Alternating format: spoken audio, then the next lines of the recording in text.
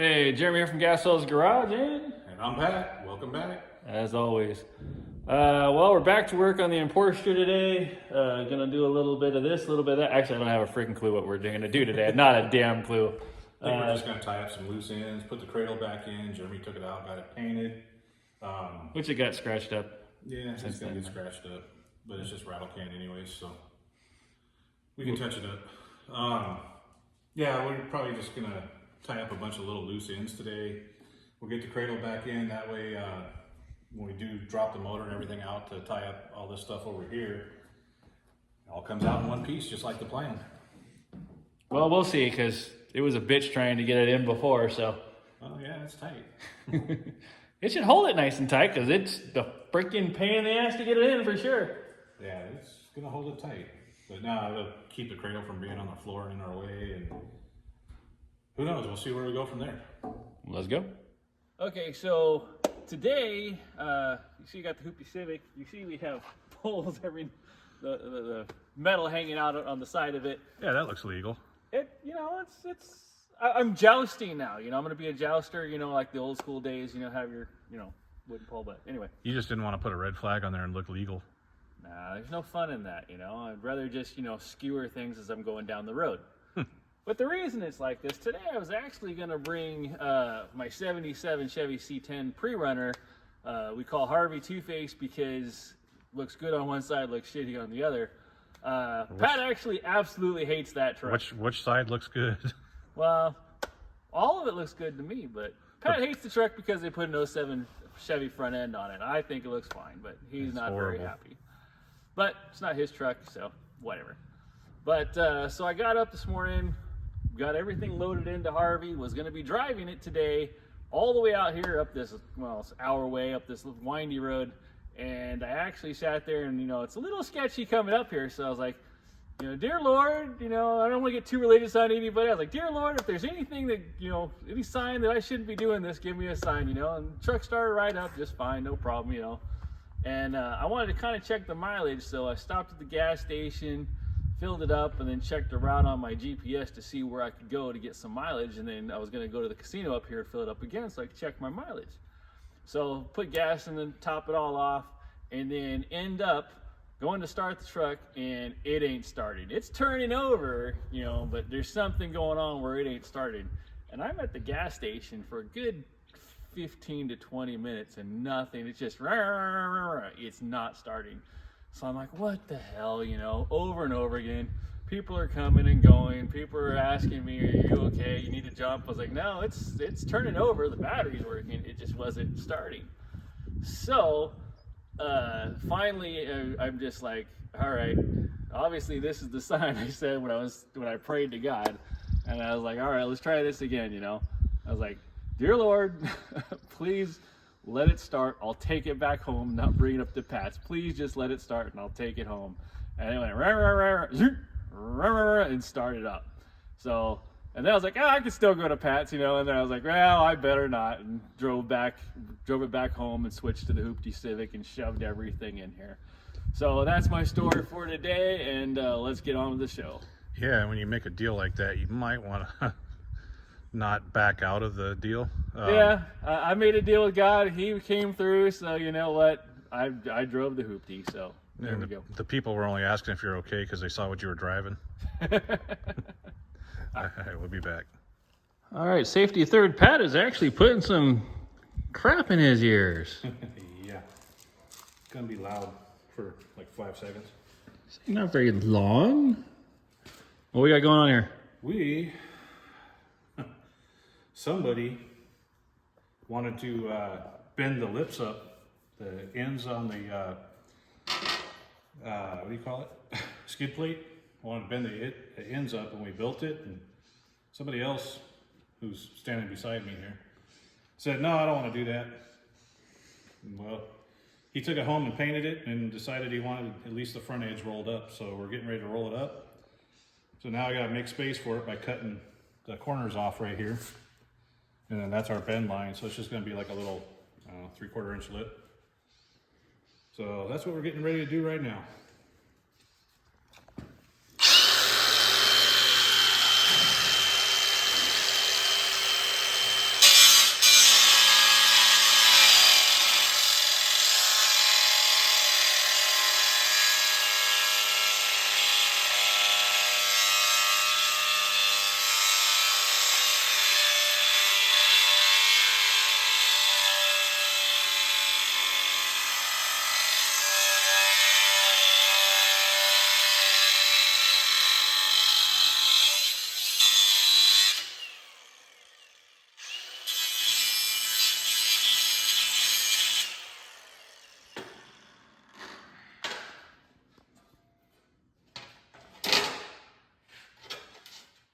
Well, that took longer than I thought it was going to take.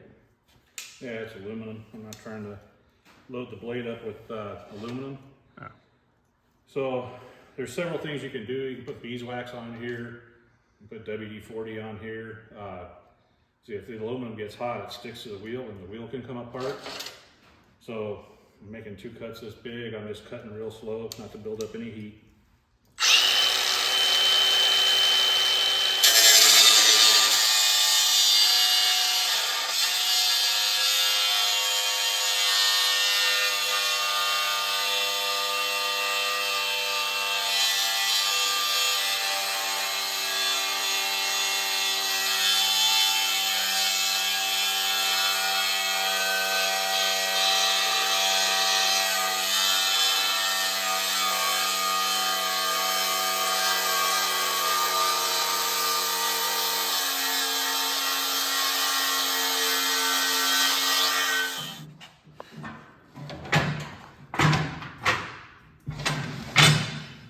What are you trying to do there, Pat?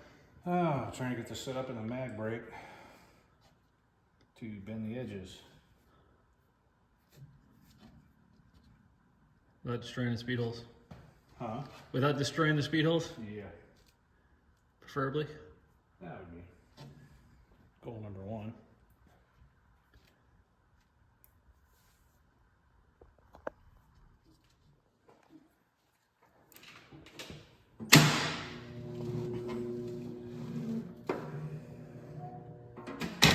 So I'm guessing this would have been a little easier if you'd done it in the beginning. Yeah. Okay. Yeah, it's rolled a little bit, that's enough.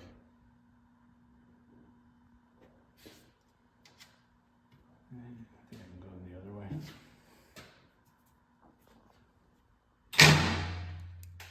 So the whole point of the 220 being hooked up to it is to hold the magnet in place? Yeah.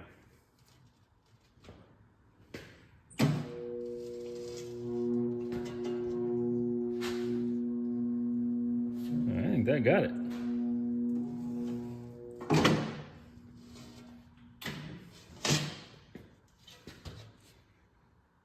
It's subtle, but it's there. Good enough. I've done more. I think it works though. I think that works just fine. Filming. All right, so what I'm doing here is, those of you that weld know things move around a little bit when you weld. So I did have these spaced out after welding everything together. They closed up a little bit, just a little, but enough to make it a pain to get the actual motor in. So I'm just opening them up a little bit with the port power. Nice. So we always say having proper tools help out, and Pat sure does seem to have all of them. I try. Been doing it for years without them, so now I got them. You've had a few comments from people, you know, wishing they could do what you do. And the bottom line is, you told them that they can do what you do, because the bottom line is you got to start somewhere, right? Oh yeah, I've been doing this for 40 something years, and the tools come in time. I did this, you know, in my parents' driveway when I was a kid, and that's how I got my start. And you finish a job, you get paid for it, you buy a tool to make it easier next time, if it's something you're going to be doing over and over again. And then you get to 50 something years old and you got the tools. And how do you feel about buying cheap tools? I'm not against it. I mean, Harbor Freight has its place.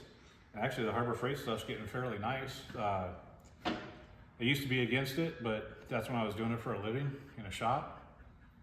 And you know, you're using your tools every day. You don't have time to run down to the store to get a replacement. And then that's why I got so much Snap-on stuff. They would come once a week and warranty it. But I gotta say, the cheaper stuff has come up in quality a long ways, and I want to say the Snap-on stuff has come down in quality a long ways. But What? now that I'm not doing it every day, the cheaper stuff is fine. This is an Amazon special porta-power. Does the job just fine. But the bottom line is, don't go too cheap. Don't get the stuff straight from China. Yeah. You know, Your motto is you'd like to spend it one time, right? Yeah, I'd like to buy it once and never again, and maybe pass it down to my kids when I'm not around. But I mean, obviously, if it's something you're going to use one time, yeah, go for the cheap one. If you're going to use it more than once, you might want to think about investing in a little bit better. If you're going to use it every day, you might want to buy the best. Well, that's like my spray guns. I have some nice spray guns for painting cars at home, but I always just grab the cheap $10 one from Harbor Freight and throw it away. You know, it's so cheap, it's not even a point. I don't have to clean it at that point. Just throw it away. No, I've never used the Harbor Freight one because I do have the nice ones, but I've seen a lot of really nice paint jobs with the $15 gun from Harbor Freight, and that's it. You use it once, you paint it, you half-ass clean it, and now you got a primer gun. And for 15 bucks, you go get another one on your next paint job. It's a no-brainer. If you're only going to do a couple paint jobs in your life, might as well. And there's, you know, Bad Chad on the internet. He buys them in bulk, I think, and he sprays one car, and now he's got a new primer gun. When it gets clogged up, he throws it in the trash, grabs the next one. Why not? Nice, cheap, and works. And yeah, and that 15 bucks you can buy for equivalent to a good spray gun. Oh God, you could buy. Math isn't his strong point, people. Yeah, I'm just thinking, I'm trying to remember what I paid for my last good spray gun. You could probably buy like 50 to 60 of the Harbor Freight ones. So yeah, why not? All right, you ready? Fun part? Time to put in, huh? Yep. Ready? Now the fun begins, people. Jeez.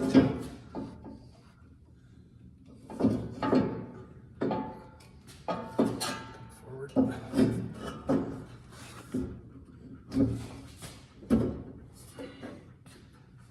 No, we didn't grab the rubber mallet. No, we didn't do it. Want to go get it? Really? Let me get that one in. Nice. Not all the way, but It's pretty close. I can see the end at least. can you? Which way is it gotta go? This side has to go up. And I don't think it's got any room. I mean, it's right there. There you go. Let's see this side. Only about a mile off. You need that pry bar.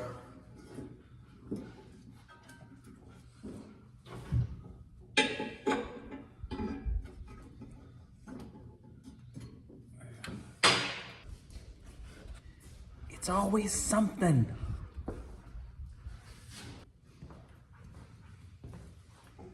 Take 197. Actually, number 2.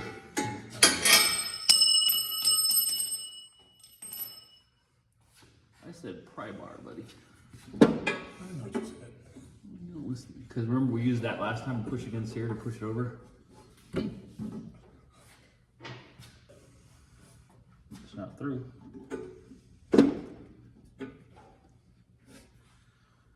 Okay. Bingo, bango, bongo, people. That was easy. I'm pretty good right here. Yeah. This might need a little prying. Can you give me one of those little lights? What? That one is not gonna be fun. All right, so this is the end of the process for the cradle.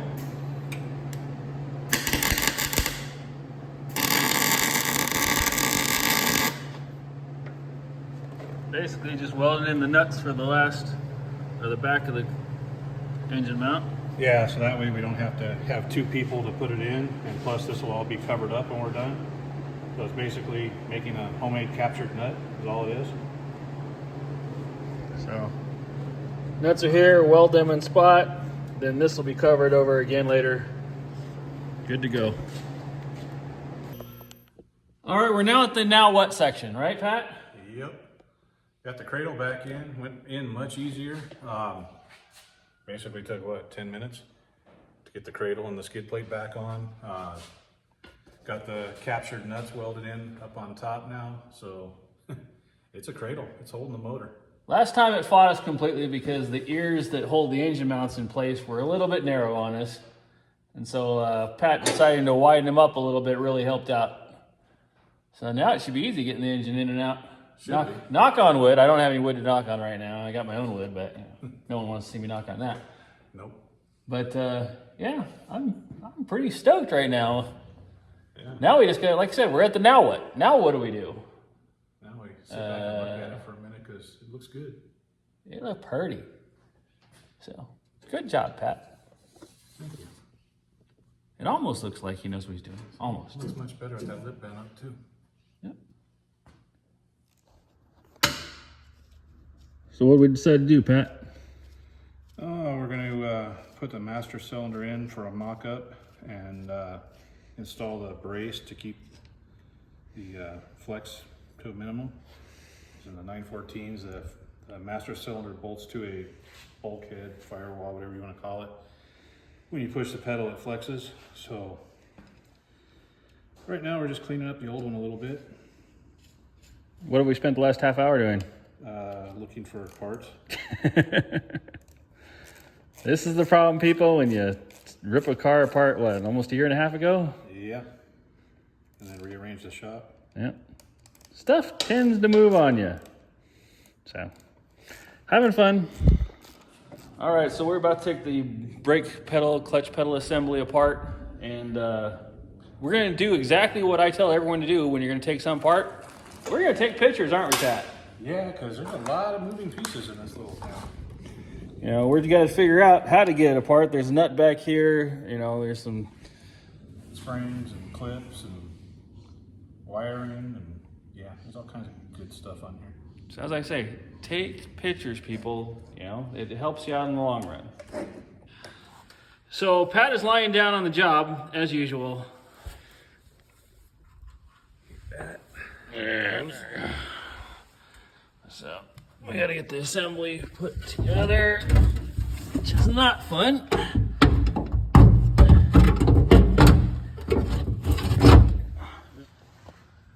So yeah, Pat's laying down on the job. Why not? Help your friends work on the car, they said. It'll be fun, they said.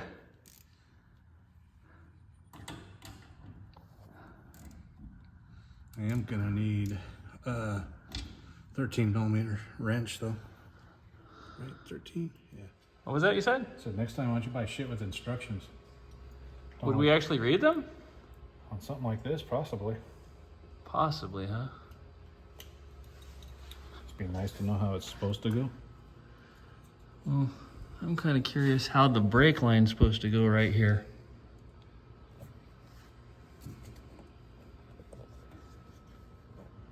Yeah. Because that kind of seems like it's in the way a little bit. A little bit. Unless it's a 90, but still, that's tight. It's not.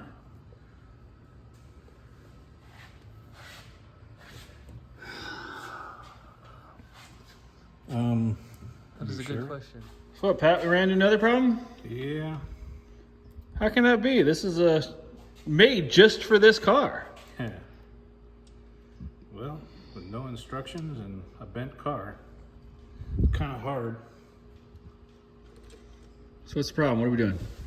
We are going to grind the heads of these bolts down to get us some room up in the...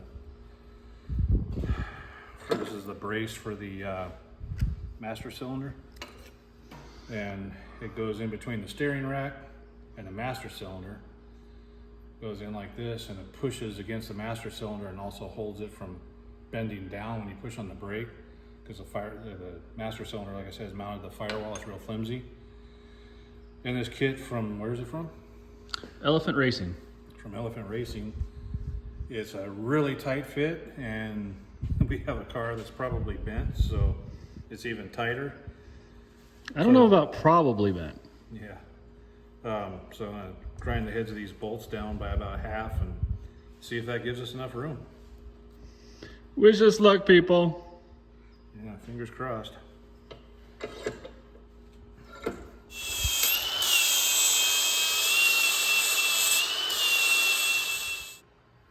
All right, so Pat's little trick of grinding down the bolts nice and flat actually worked. It did give us just enough room to make it fit. So Now we just got to get the paint off so we have a nice welding surface. So. And Jeremy's going to be on the grinder.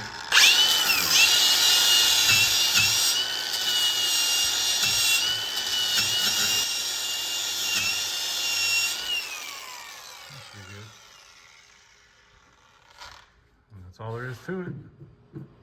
So here you can see it in place. The little bracket here is held in place, held in that end. So once he tacks it in real quick.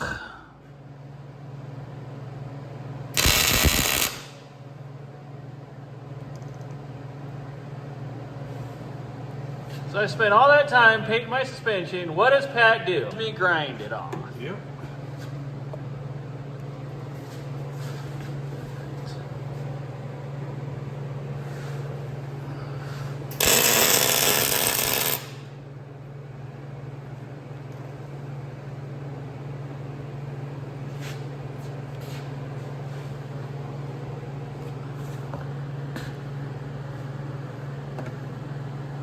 Come on, Superman, you can do it. You can't fit? What's your problem, man? And up we go, people. That was a practice tag.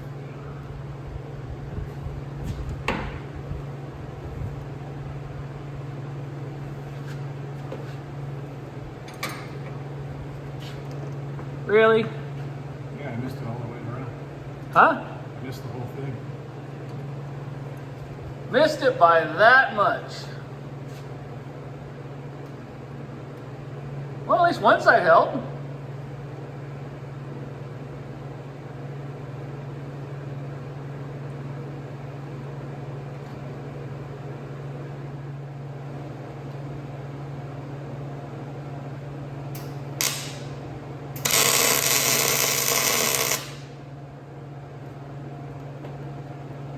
Feel better with that one? Oh, I still can't see it. Oh, yeah. Sure. Happy camp. So what the hell is this, Pat? It is a paint can shaker for balling on a budget. Looks like you're trying to build some medieval machine. What the hell?